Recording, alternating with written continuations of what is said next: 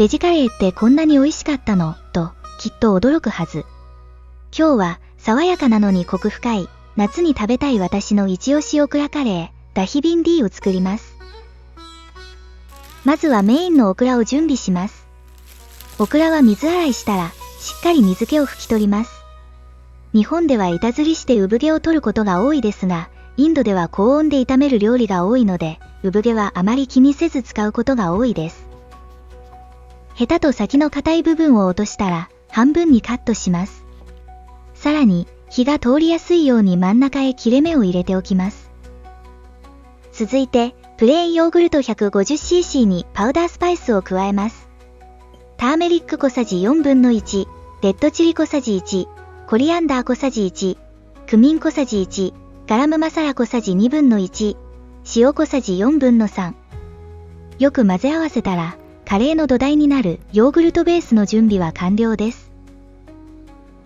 次に、鍋に油大さじ2から3を入れて温め、先ほどカットしたオクラを素揚げしていきます。素揚げすることで、オクラの粘りを抑えて食べやすくなります。と言っても、インド流の素揚げには、塩とターメリックが漏れなくついてきますよ。中火で表面に軽く焼き色がつくまで揚げたら、一旦取り出します。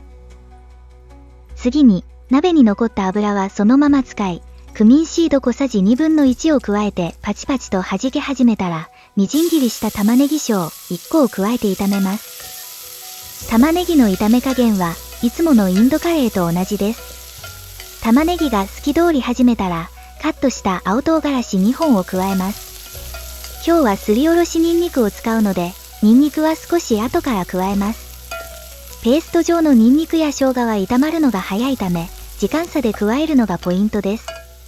玉ねぎが茶色く炒まってきたら、すりおろしたニンニク小さじ 1.5 を加えて1分ほど炒めます。そうしたら、最初にスパイスを混ぜておいたヨーグルトを加えます。全体をよくかき混ぜながら、炒めるように煮込んでいきます。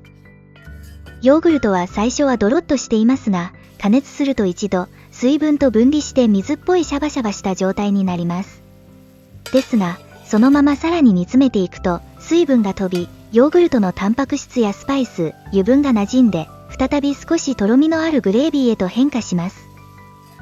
これが、ダヒ、ヨーグルトを使ったカレー特有の爽やかで濃厚なグレービーの正体です。この変化を知らないと、水っぽくて失敗したかなと思って火を止めてしまいやすいので、ぜひ覚えておいてくださいね。最後に水分量を調整し、素揚げしたオクラを鍋に戻して2から3分煮込み、最後に塩加減を調整します。そうしたら、ダヒビンディの完成です。सपनों में बस तू ही तू दिल से दिल का रिश्ता है रूह तक भी बहरा है。 いかがでしたか？ヨーグルトにパウダースパイスを混ぜて煮込むだけで、簡単なのにしっかり本格的なダヒビンディが作れるんです。ほのかな酸味とオクラの相性もとても良く、とっても美味しいので、ぜひ作ってみてくださいね。実は、オクラを使ったインドカレーをもう一品作っていまして、インドの家庭でもよく食べられているオクラのドライカレーです。そのままビンディやビンディキサブジと呼ばれていて、夫の実家でも我が家でもよく食卓に登場する定番のカレーの一つです。オクラが少し苦手な方でも、これなら食べやすいと感じるかもしれません。次回の動画でご紹介するので、よかったら楽しみにお待ちいただけると嬉しいです。では、今回の動画はここまで。ご視聴ありがとうございました。また次回の動画でお会いしましょう。フィルミレンゲージ。तेरे ख्यालों में खो जाए हर पल तेरा साथ पाए होठों पे मुस्कान जो आए मन मेरा ये तुझको चाहे।